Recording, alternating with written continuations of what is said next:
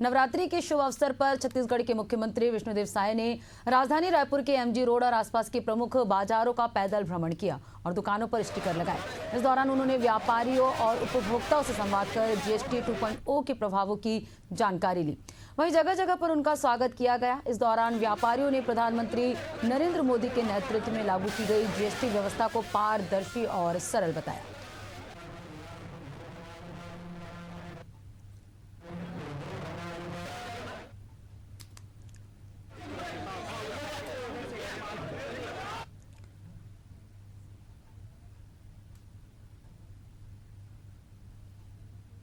तो नवरात्रि की पावन अवसर पर मुख्यमंत्री विष्णुदेव साय ने पैदल बाजार भ्रमण किया। ये तस्वीरें आप देख रहे हैं जहां व्यापारियों और उपभोक्ताओं से सीधे संवाद किए हैं।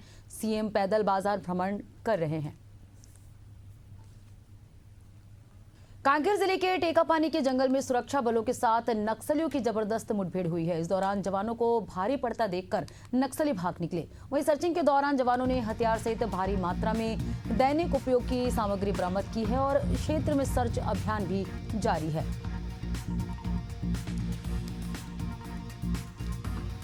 तो सुरक्षा बलों के जवानों को एक बड़ी सफलता मिली है। यहां नक्सलियों के हथियार बरामद किए हैं। सर्च अभियान अभी भी जारी है। कांकेर से ये तस्वीरें सामने आई जहां सुरक्षा बलों और नक्सलियों की मुठभेड़ जारी है। भारी मात्रा में नक्सलियों के हथियार भी सुरक्षा बलों के जवानों ने बरामद किए हैं।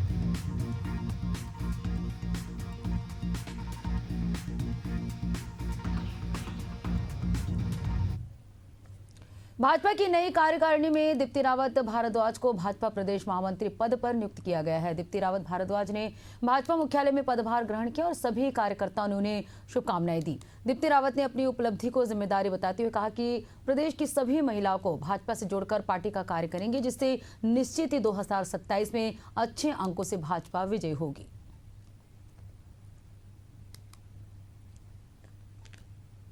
उपलब्धि के रूप में नहीं, इसको तो हम जिम्मेदारी के रूप में लेते हैं। जब पार्टी का कोई ऐसा दायित्व मिलता है तो आपको दायित्व निभाना पड़ता है और उपलब्धि तब होगी जब हम उत्तराखंड की महिलाओं को 100% मैं कहूँगी महिलाओं को, जिसको हम आधी आबादी कहेंगे, उस आधी आबादी को भारतीय जनता पार्टी से जोड़ पाएंगे। भारतीय जनता पार्टी को 2027 में फिर से अच्छे नंबर से विजयी बना पाएंगे। मुझे लगता है वो हमारी उपलब्धि होगी। नवरात्रि के तीसरे दिन माता चंद्रघंटा की पूजा अर्चना की जा रही है। श्रद्धालु मां चंद्रघंटा की पूजा अर्चना कर अपने जीवन में सुख, शांति और समृद्धि की कामना करते हैं। मान्यता है कि माता की आराधना से भक्तों को विशेष ऊर्जा, उत्साह प्राप्त होता है। भक्त सुबह से ही माता के दर्शन और पूजा में जुटे हुए हैं। पूरे दिन मंदिरों में भक्तों की भारी भीड़ रहेगी।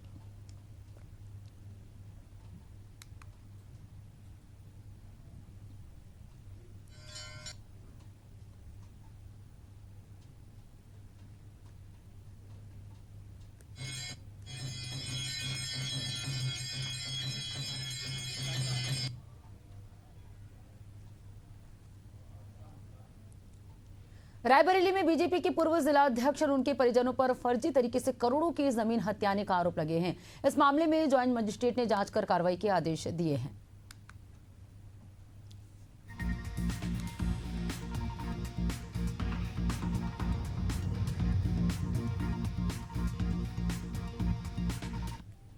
राजस्थान मखदूमपुर में घाटा संख्या 266,430 में जुमला, जो लगभग 1.1 हेक्टेयर का घाटा है।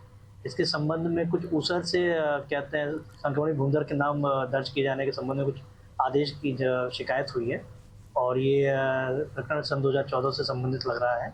इसकी नियमानुसार विधिक जांच कराकर आवश्यक कार्रवाई करेंगे। डीएम साहब के पास आए थे। हमारी ग्राम सभा मखदूमपुर में पूर्व भाजपा के जिला अध्यक्ष दिलीप यादव ने अपने मां के नाम ऊसर की भूमि 5 बीघे करा लिया और जब हम लोगों ने अभिलेखागार में दस्तावेज की छानबीन की तो वहां पे कोई रिकॉर्ड उनके नाम आदेश का नहीं निकला।